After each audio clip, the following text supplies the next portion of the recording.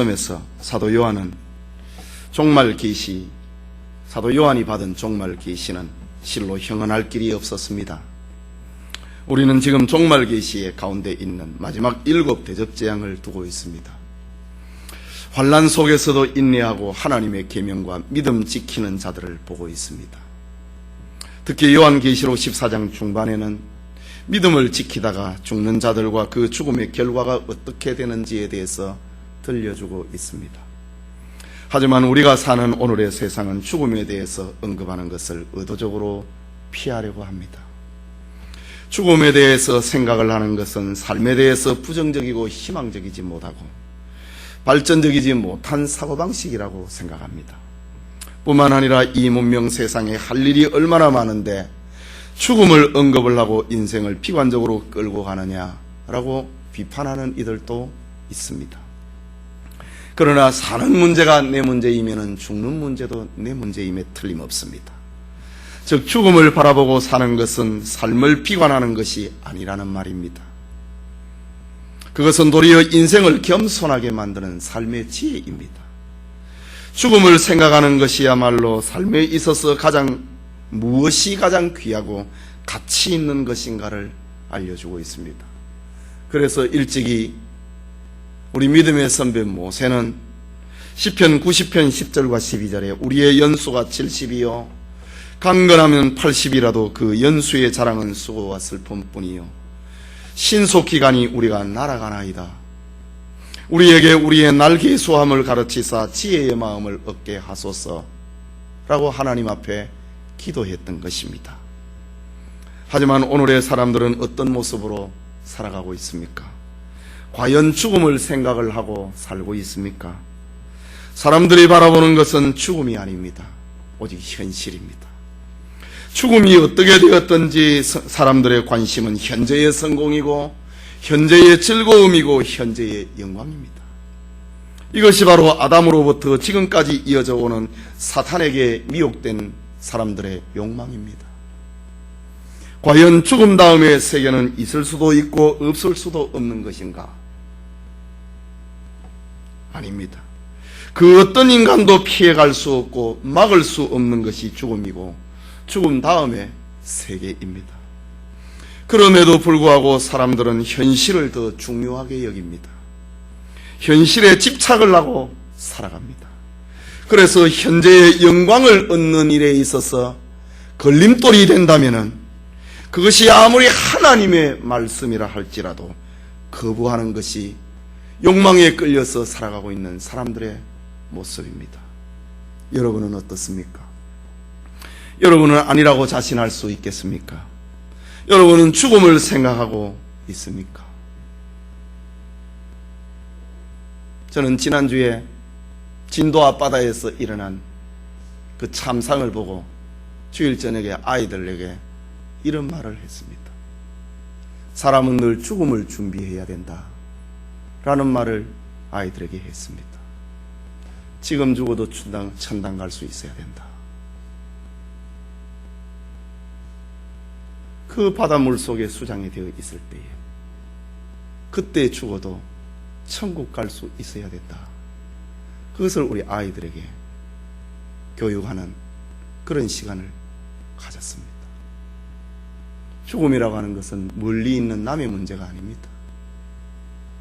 누구든지 내 것이 될 수 있는 것입니다. 오늘 본문은 하늘에서부터 들려오는 소리를 기록하고 있습니다. 그 신비로운 소리의 내용은 주 안에서 죽는 자들은 복이 있다고 하는 말입니다. 이 시간 하늘에서 나는 음성이라는 제목으로 요한계시록 강해 계속하고자 합니다. 하늘에서 나는 음성은 첫째로 기록에 가치가 있는 주 안에서 죽는 자에 대한 것입니다. 읽은 13절 말씀을 다시 보면은 또 내가 들으니 하늘에서 음성이 나서 가로되 기록하라. 자금 이후로 주 안에서 죽는 자들은 복이 있도다 하시매. 하늘에서 들려오는 음성의 정체는 사도 요한에게 기록하라. 자금 이후로 주 안에서 죽는 자들은 복이 있다는 소리였습니다. 여기 자금 이후로, 이 말은 지금부터 라는 말입니다. 이것은 앞으로 다가올 대접재앙이 얼마나 심각한 것인가를 예고하고 있는 장면입니다. 지금부터 주 안에서 죽는 자들은 복이 있다. 지금 15장부터 일어나는 7가지의 마지막 재앙, 대접재앙을 앞에 두고 들려주는 말입니다. 자금 이후로 지금부터 주 안에서 죽는 자들은 복이 있다라고 합니다. 하지만 넓은 의미로 자금 이후는 예수 그리스도의 초림 이후라고 하는 의미로 해석을 해도 무방합니다. 그러나 본문의 핵심은 주 안에서 죽는 자들이 얼마나 가치 있는 죽음인가를 알려주고 있는 것입니다. 그래서 성경에서 하늘에서 들려오는 소리, 기록하라 라고 명령합니다. 여러분, 일반적으로 기록을 한다. 여러분들이 무슨 메모를 하고 기록을 합니다. 일기를 쓰고 기록을 합니다. 기록을 한다고 하는 것은 사실의 정확성을 위함입니다. 기록하지 아니하면은 사건이 정확하게 보존하기도, 전달하기도, 소유하기도 힘듭니다. 기록이라고 하는 것은 정확성을 위함입니다. 또 기록이라고 하는 것은 아무거나 다 기록하는 것이 아닙니다. 중요할 때 기록합니다. 사건의 정확성, 사건의 중요성, 그리고 사건의 보존성을 위해서 기록을 합니다. 보존할 가치가 있을 때에, 기록의 중요성이 있을 때에 적습니다. 뿐만이 아니라 사실에 대한 미래의 가치성을 할 때 뭘 적는다. 미래에 대한 가치를 생각을 하고 적습니다. 이렇게 주 안에서 죽는 자들에 대해서 기록을 하라. 그것은 중요한 것이다. 그것은 정확한 것이다. 그것은 보존 가치가 있는 것이다. 그것은 미래의 가치성을 위함입니다. 그렇다면 하늘에서 나는 음성, 기록의 가치가 있는 죽음이 무엇인가? 사람이 죽는다고 하는 것은 모두가 다 가져야 될 일입니다. 심장이 멈추고 숨이 끊어짐으로 육신의 모든 기능이 정지되는 것을 가리켜 죽음이라고 말합니다. 그러면 그 몸은 땅속에 묻힙니다. 이러한 죽음에는 구별이나 차별이 없습니다. 부자나 가난한 자나 똑같이 찾아오는 것이 죽음입니다. 지식인이나 무식자나 똑같이 임하는 것이 죽음입니다. 죽음은 세상과의 단절입니다. 그래서 사람들은 죽음을 불행이라고 생각합니다. 죽음을 모든 사람들이 피하고 싶어 합니다.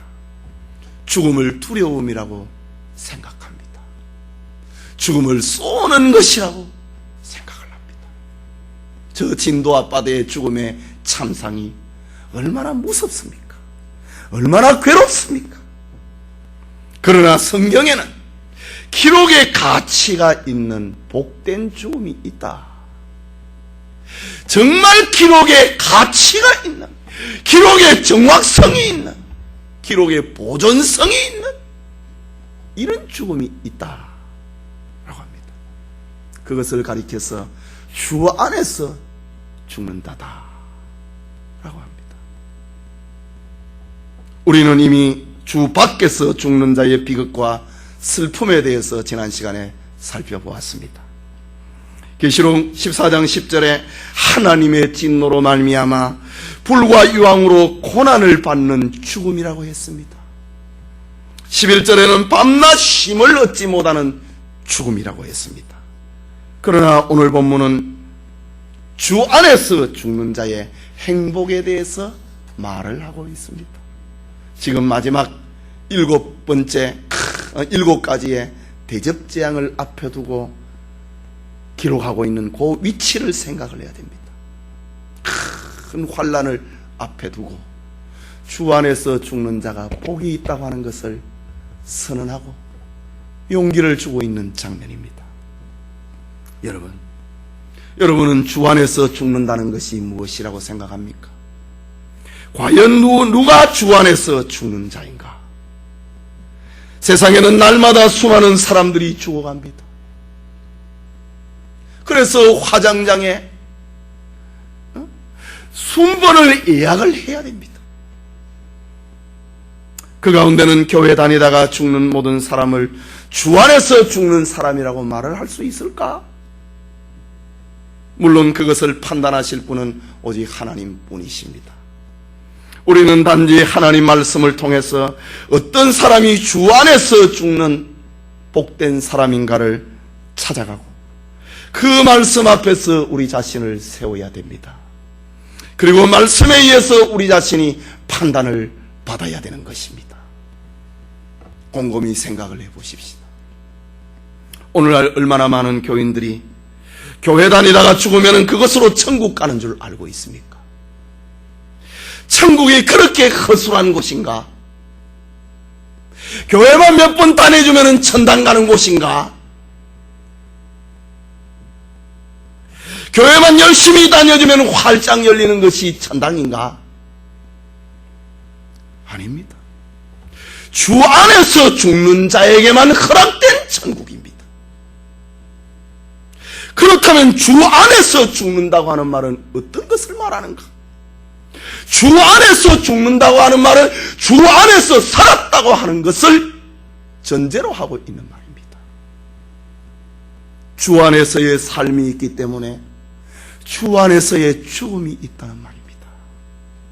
주 안에서의 삶이 없으면 주 안에서의 죽음도 있을 수가 없습니다. 성경은 주 안에서의 삶을 가리켜서 바로 앞절 12절에 말을 했습니다. 성도들의 인내가 여기 있으니 저희는 하나님의 계명과 예수 믿음을 지키는 자니라. 이것이 주 안에서 사는 삶입니다. 이렇게 살다가 죽는 사람이 복 있는 사람이라는 말입니다. 교회 몇 번 다녀주다가 죽으면 천당 가는 그런 것이 아니라 성도들의 인내가 여기 있나니 저희는 하나님의 계명과 예수 믿음을 지키는 자니라. 이런 사람을 가리켜서 주 안에서 사는 삶이요, 이런 삶을 살다가 죽는 사람을 가리켜서 주 안에서 죽는 사람입니다. 말세에는 모든 이들이 짐승의 표를 받아야 사회생활을 하고 문화활동을 하고 정치활동을 하고 경제활동을 한다고 이미 13장에서 밝혔습니다. 이때에 짐승의 표를 받지 않고 산다고 하는 것은 순교를 각오해야 됩니다. 굶을 각오를 해야 됩니다. 어쩌면 초대교회 시대에 잡혀서 즉시 사자밥에 되는 것과 같은 그런 고난과 방불할 것입니다. 본문은 바로 말세에 이런 믿음을 가진 사람들을 위로하기 위해서 하늘에서 들려주고 있는 말씀입니다. 교회 몇 번 와주고 우리 장례식 때 오늘 이런 본문을 자주 설교를 합니다. 교회 몇 번 와주는 사람에게 주 안에서 죽는 사람이 아니라 성도들의 인내가 여기 있나니 저희는 하나님의 계명과 예수 믿음을 지키는 자들이라. 바로 이 사람을 두고 하는 말입니다. 절대로 교회 몇 번 와주는 것이 아닙니다. 천당은 그렇게 사고려가 아닙니다. 오늘 본문의 이 말씀은 기록하라, 작은 미호로 주 안에서 죽는 자들은 복이 있다. 이것은 12절에 이런 삶을 살아가는 사람, 그리고 마지막 7가지의 대접재앙을 앞에 두고 있는 그런 신자들을 위로하기 위해서, 격려하기 위해서 들려주고 있는 말씀입니다. 그러면 우리의 삶을 살펴봅시다. 우리는 때때로 주님을 위해서 목숨까지 바치겠다고 합니다. 그러나 우리 주변에서 생기는 사소한 시비나 갈등에도 감정이 수시로 요동을 칩니다. 이럴 때는 순교는 고사하고 핍박자가 되지 않으면 다행이라고 생각합니다. 오래 참는 마음, 이것이야말로 순교자의 기본적인 성품입니다. 뿐만 아니라 얼마나 많은 오늘의 교회들이 세상을 도와야 된다고 생각을 합니까? 세상이 살기 좋은 땅이 되도록 위해서 교회가 앞장서야 되고 신자들이 먼저 솔선수범을 해야 된다고 말합니다. 예수님께서도 너희는 세상의 소금이요 빛이라고 했으니 어쩌면 세상을 돕는 것을 아무런 비판 없이 받아야 될 당연한 것으로 여깁니다. 그러나 하나님은 세상을 심판하겠다고 말씀하고 있는데 교회는 세상을 끝까지 붙들려고 합니다. 이것이 하나님과 무슨 상관이 있습니까? 오히려 그리스도의 십자가보다는 현재의 영광을 더 추구하는 교회가 아닙니까? 죽음 이후를 바라보고 살기보다는 현재를 바라보고 살고 있는 교회가 아닙니까? 그렇다면 주 안에서 사는 것이 무엇입니까? 그것은 바벨론 같은 세상에서 능력이신 그리스도를 의지하고 사는 것입니다. 세상으로부터 배척을 받고 거절을 당하는 것이 예수님의 모습이라면 나 또한 세상으로부터 거절당하고 배척받는다 해도 주님으로부터 떨어지지 아니하는 것, 그것이 주 안에서의 삶입니다. 비록 세상이 거절하는 삶의 방식이라 하더라도 믿음이라면 그것을 포기하지 아니하고 끝까지 주님을 의지하는 것, 그것이 주 안에서의 사는 삶입니다. 여러분, 하나님은 세상을 도와서 이 땅에 낙원을 만들려고 말씀하지 않았습니다. 이 세상에 낙원을 만들기 위해서 제자들을, 신자들을 이곳에 남겨주지 않았습니다. 하나님은 세상에 있는 신자들에게 휴머니즘을 실천하라고 남겨두신 것이 아닙니다. 어제 우리 바자회를 하면서 우리 주일학교 어떤 엄마하고 저녁역에 1시간 이상 앉아서 이야기를 한 적이 있었습니다. 아주 조용한 시간을 가졌습니다. 그분은 재능이 많아요. 매니큐어도 발라주고 또 뜨개질도 강사도 하고 수입은 없대요. 참 휴머니즘이라고 그랬습니다. 당신은 휴머니스트라고 그랬습니다. 그러나 죽음 앞에 당신의 이 봉사가 무슨 소용이 있는지를 생각해 보시라고 했습니다. 내가 가진 재능을 어떤 복지관에 가서 봉사활동을 합니다. 그런 재미로 삽니다.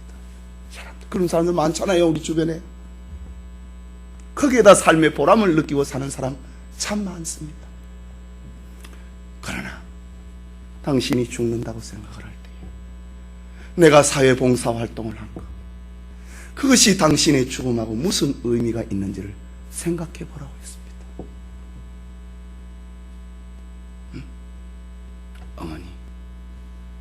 어머니가 지금 진도 앞바다 뱃속에 들어가 있다.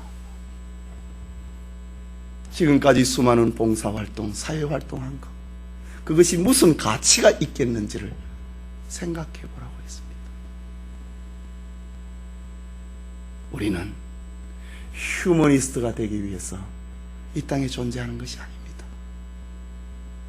예수님은 우리에게 우리를 이 땅에 남겨주신 것은 휴머니즘 운동하라고 남겨둔 것이 아닙니다.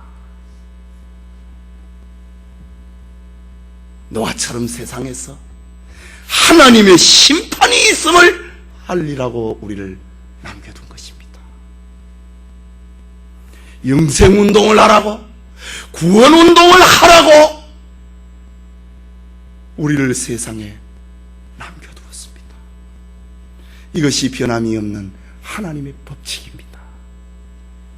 예배드리는 성도님, 주님 안에서 살다가 주님 안에서 죽는 죽음이 여러분의 것이 되기를 바랍니다. 기록에 가치가 있는 죽음이 여러분의 것이 될 수 있기를 바랍니다. 둘째로 하늘에서 나는 음성은 성령이 보증하신 안식이 있는 수고에 대한 것입니다. 안식이 있는 수고. 13절 말씀을 다시 봅니다. 13절 말씀은 너무 중요하기 때문에 따로 한 절을 떼어서 오늘 한 시간을 보냅니다. 또 내가 들으니 하늘에서 음성이 나서 가로되 기록하라. 자금 이후로 주 안에서 죽는 자들은 복이 있도다 하시매, 그 다음에 나오는 말씀, 성령이 가라사대 그러하다. 저희 수고를 거치고 쉬리니. 성령은 주 안에서 죽는 자들의 죽음에 대해서 이렇게 높이 평가합니다. 성령이 주 안에서 죽는 자들에 대해서 천국과 안식을 보증하고 있습니다. 이유가 무엇일까? 저들은 성령의 인도대로 살았기 때문입니다. 성령 안에서 호흡했기 때문입니다. 성령이 주시는 힘으로 살았기 때문입니다. 저들은 세상에 살 동안에 성령의 도움이 없이는 아무것도 할 수 없는 사람들이었기 때문에 그가 죽으니 성령께서 저들의 천국을, 저들의 안식을 성령께서 보증하고 있다, 담보하고 있다 라는 말입니다. 성령이 바로 저들의 삶을 보증해주고 있습니다. 계속해서 성경은 저희 수고를 거치고 쉬리니 라고 합니다. 여기 쉰다고 하는 말은 안식이라는 말입니다. 안식은 수고가 끝났다고 하는 의미입니다. 마치 온갖 싸움터에서 전투한 병사가 휴가를 얻는 장면과 같습니다. 저들의 안식은 사실상 이 세상에서의 인생과 끝이 났음을 알리는 말입니다. 그래서 그렇다면 땅에서 받은 저들의 수고가 무엇일까? 그것은 주 안에서의 수고입니다. 주 안에서의 삶이었으니 주 안에서의 수고입니다. 주를 위한 수고입니다. 주님 때문에 당했던 수고입니다. 좀 더 구체적으로 말하자면 안식이 따라오는 수고는 사명 수행에서 오는 수고입니다. 주 안에서 죽는 자들의 수고이고 성령이 보증하는 사명이 끝난 수고가 무엇일까? 사도행전 14장 22절에 제자들의 마음을 굳게 하여 이 믿음에 거하라 권하고, 또 우리가 하나님 나라에 들어가려면 많은 환난을 겪어야 하리라. 하나님의 나라에 들어가기까지 우리가 사명을 수행을 하려면 많은 환난을 겪어야 된다. 또 요한계시록 7장 14절에는 내가 가로되 내 주여 당신이 알리이다 하니 그가 나더러 이르되 이는 큰 환난에서 나오는 자들인데 어린 양의 피에 그 옷을 씻어 희게 하였느니라. 조금 전에는 많은 환난, 요한계시록에는 큰 환난이라고 합니다. 디모데후서 3장 12절에는 무릇 그리스도 예수 안에서 경건하게 살고자 하는 자는 핍박을 받으리라. 핍박이라고 합니다. 사명 수행에서 오는 수고는 큰 환난입니다. 많은 환난입니다. 핍박입니다. 이런 수고의 결실에 안식이 따라온다. 다른 하나는 시험에서 오는 수고입니다. 야고보서 1장 12절에 시험을 참는 자는 복이 있도다. 이것이 옳다 인정하심을 받은 후에 주께서 자기를 사랑하는 자들에게 약속하신 생명의 면류관을 얻을 것이니라. 시험을 참는 자, 그것이 수고입니다. 여러분, 시험을 참는 것이 얼마나 큰 수고입니까? 베드로전서 4장 12절에는 사랑하는 자들아 너희를 시련하려고 오는 불시험을 이상한 일 당하는 것 같이 이상히 여기지 말라. 불시험이라고 합니다. 고린도전서 10장 13절에는 사람이 감당할 시험밖에는 너희에게 당한 것이 없나니 오직 하나님은 미쁘사 너희가 감당치 못할 시험당함을 허락지 아니하시고 시험당할 즈음에 또한 피할 길을 내사 너희로 능히 감당하게 하시느니라. 시험에서 오는 수고입니다.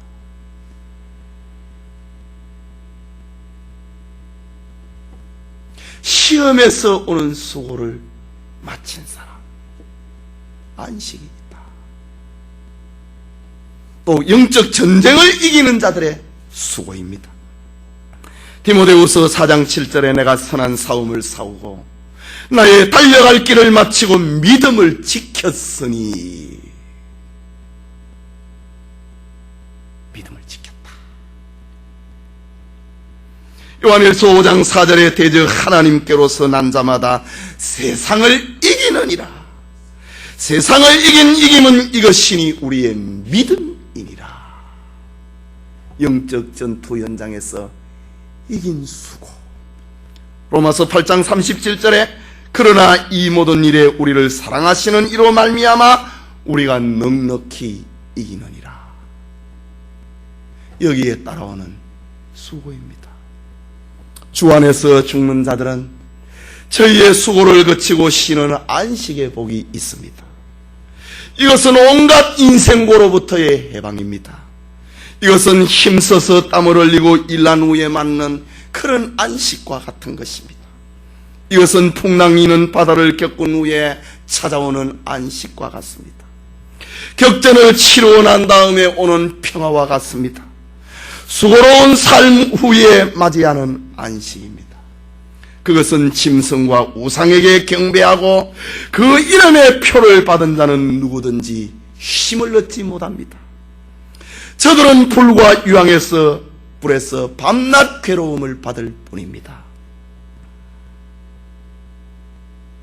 오늘 예배드리는 모든 성도님들이 성령의 보증하시는 안식이 있는 죽음이 여러분의 것이 되기를 바랍니다.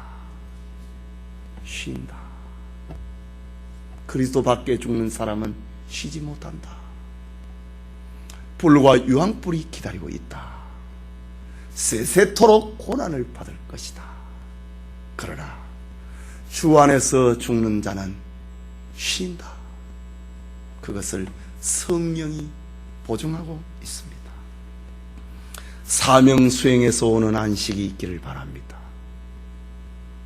시험을 통과한 후에 얻는 안식이 있기를 바랍니다. 영적 전쟁을 이긴 후에 찾아오는 안식이 여러분의 것이 될 수 있기를 바랍니다. 우리 학생들이요, 요즘 중간고사를 앞에 두고 있지요. 열심히 공부한 사람은요, 시험 끝나면 참 쉽니다.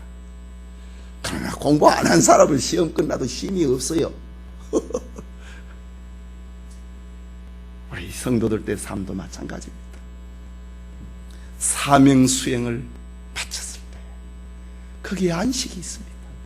시험을 이겼을 때에 안식이 있습니다. 영적 전쟁에서 승리했을 때에 안식이 있는 것입니다. 성령이 보증하는 안식이 우리의 것이 되기를 소원합니다. 마지막으로 하늘에서 나는 음성은 삶의 보상이 따르는 죽음에 대한 것입니다. 보상이 있다. 13절을 다시 봅시다. 또 내가 들으니 하늘에서 음성이 나서 가로되 기록하라. 자금 이후로 주 안에서 죽는 자들은 복이 있도다 하시매 성령이 가라사대 그러하다. 저희 수고를 거치고 쉬리니 이는 저희의 행한 일이 따름이라 하시더라. 이 말은 저들이 세상에서 행한 대로 상급을 받는다는 말입니다. 주 안에서의 죽는 수고는 결코 그 수고는 없어지지 않는다는 말입니다. 주 안에서 죽는 자의 수고는 영원히 남아있다는 말입니다. 물론 이 말은 행함으로 구원을 얻는다고 하는 그것을 말하는 것은 아닙니다. 우리의 선행이 구원 문제와 관계된다고 하는 그런 말은 아닙니다. 우리는 행위로 구원받을 육체가 아무도 없다고 성경에는 그렇게 자주 말씀하고 있습니다.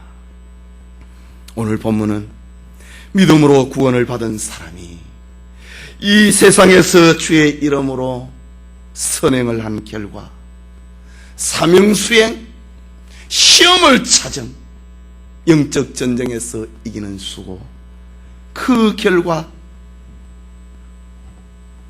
내세에 받게 될 상급을 두고 하는 말입니다.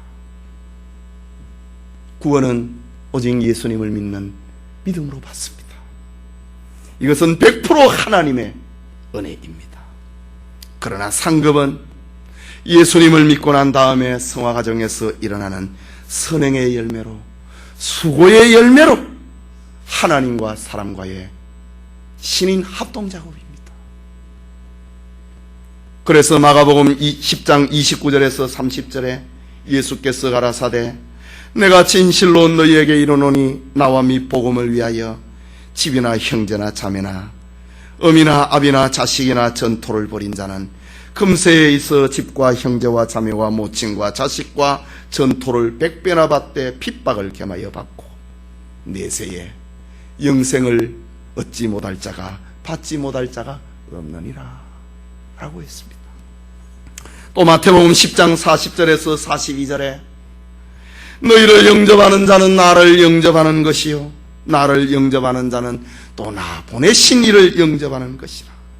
선지자의 이름으로 선지자를 영접하는 자는 선지자의 상을 받을 것이요 의인의 이름으로 의인을 영접하는 자는 의인의 상을 받을 것이요 또 누구든지 제자의 이름으로 이 소자 중 하나에게 냉수 한 그릇이라도 주는 자는 내가 진실로 너희에게 이르노니 그 사람이 결단코 상을 잃지 아니하리라. 주 안에서 하는 수고는 반드시 상급이 있다고 알려주고 있습니다. 그러나 우리는 여기서 다시 생각할 것이 있습니다. 우리 모두는 루터가 외친 슬로건대로 오직 믿음으로 구원을 얻는다, 이런 신앙을 가지고 있습니다. 그것이 성경적인 것임을 우리는 확신합니다. 그러나 때로는 이 말은 열매 없는 신앙, 값싼 구원 신앙을 합리화시키는데 악용되기도 한다는 것을 잊지 말아야 됩니다.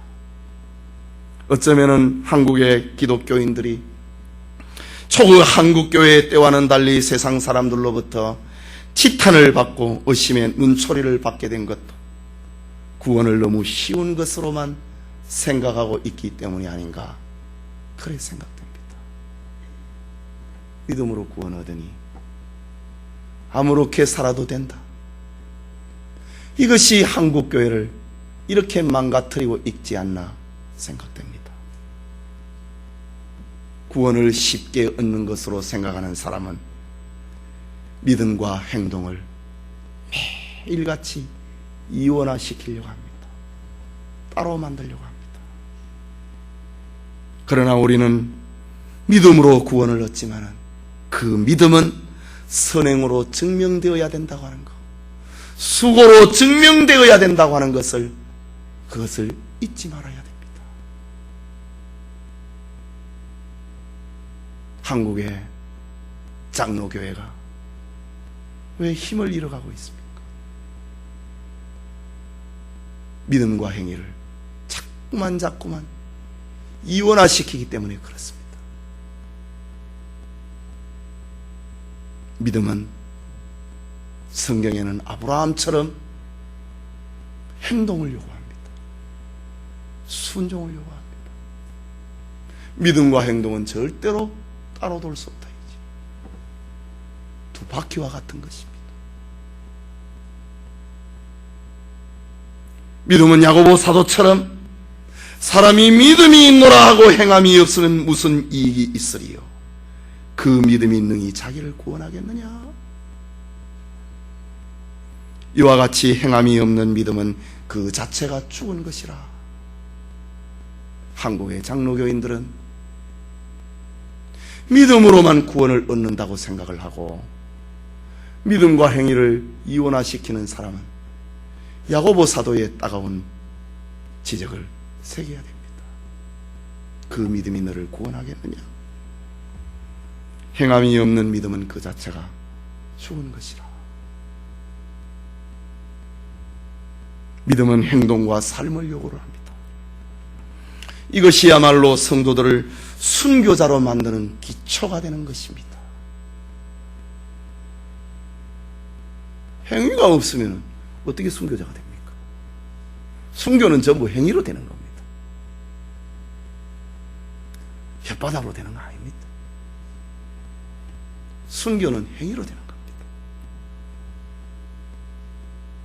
오늘 말씀에 저희 수고를 거치고 쉬리니 이는 저희의 행한 일이 따름이라 하시더라. 행한 일이 따름이라 하시더라. 이것이 순교의 기초가 되고 이것이 성도들로 하여금 인내하게 하고 이것이 하나님의 계명과 예수 믿음을 지키게 만드는 하늘에서 들려오고 있는 소리입니다. 저희의 행한 일이 따름이라 하시더라.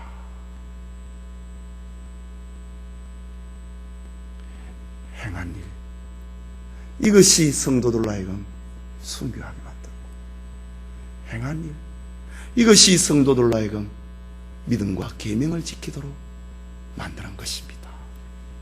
성도 여러분, 사람은 일하는 세상에서 출생을 합니다.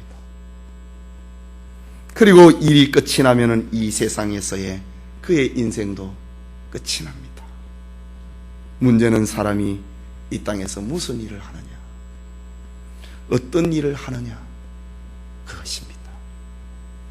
예수님은 썩는 양식을 위해서 일하지 말라고 했습니다. 이것은 육신을 목적으로 하는 삶을 말합니다. 이것은 배를 채우기 위한, 자기 배를 채우기 위한 삶을 두고 하는 말입니다. 또한 아무리 사람들의 마음을 감동시키는 휴머니스트가 된다 하더라도 그것은 썩는 양식입니다. 우리는 신본주의 인생을 살아야 됩니다. 그것이 바로 요한복음 6장 27절에서 말하고 있는 썩지 아니하는 양식입니다. 그것은 하나님을 의지하는 삶입니다. 비록 세상에서 거절받는 사고방식을 가졌다 할지라도 포기하지 아니하고 끝까지 주님을 의지하는 것입니다. 뿐만 아니라 영생하는 양식은 사람들을 죄에서 건져내는 전도요 구원운동입니다. 이것이 썩지 아니하는 양식이요 행한 일이 따르는 수고입니다. 이런 삶이 주 안에서 사는 삶이요 이런 삶이 주 안에서 죽는 복된 죽음입니다. 결코 여러분 교회 몇 번 다녀줬다고 해서 천당문이 열리는 거 아닌 거 기억하시기 바랍니다. 주 안에서 살아야 주 안에서 죽는 죽음이 있습니다. 주 안에서 사는 삶이 없는데 어떻게 주 안에서 죽는 죽음이 있습니까? 주 안에서 죽는 죽음이 무엇입니까? 이미 말씀드린 대로 12절에 성도들의 인내가 여기 있나니 저희는 하나님의 계명과 예수 믿음을 지키는 자니라. 이렇게 살다가 죽는 사람이 주 안에서 죽는 죽음입니다. 교회 몇 번 와줘가지고 무슨 자선을 베풀듯이 그렇게 하고 목사가 장례식을 거행한다고 그래서 주 안에서 죽는 죽음 아닙니다. 그 죽음은 하나님이 평가할 것이지만은 그러나 우리는 교훈을 받아야 될 것은 주 안에서 사는 삶이 있어야 주 안에서 죽는 죽음이 있다고 하는 걸 기억하시기 바랍니다. 마태복음 16장 27절에 인자가 아버지의 영광으로 그 천사와 함께 오리니 그때에 각 사람의 행한 대로 갚아주리라. 성경은 이렇게 행한 것을 그렇게 강조하고 있습니다. 고린도후서 5장 10절에 이는 우리가 다 반드시 그리스도의 심판대 앞에 드러나 각각 선악간의 그 몸으로 행한 것을 따라 받으려 함이라. 역대하오 15장 7절에 보면은 그런즉 너희는 강하게 하라. 손이 약하지 않게 하라. 너희 행위에는 상급이 있음이니라 라고 했습니다. 여러분, 주 안에서 사는 인생과 주 밖에서 사는 인생의 최후가 얼마나 큰 차이가 있는지를 성경은 우리에게 말하고 있습니다. 짐승의 표를 받고 짐승을 높이고 현세주의자가 되어서 짐승을 따라가는 사람들의 최후는 불과 유황으로 예비되어 있는 못에서 밤낮 쉬지 아니하고 벌을 받는다고 합니다. 그러나 반대로 주 안에서 죽는 자는 성도들의 인내가 여기 있나니 저희는 하나님의 계명과 예수 믿음을 지키는 자니라. 주 안에서 살다가 주 안에서 죽는 자들은 기록에 가치가 있는 복된 죽음이라고 말합니다. 그것은 성령이 보증하신 안식이 예비되어 있는 죽음입니다. 삶의 보상이 따르는 죽음입니다. 이것이 신실한 주님의 약속입니다. 오늘 하늘에서 나고 있는 소리입니다. 오늘 예배드리는 모든 성도들이 주 안에서 죽는 자는 복이 있다.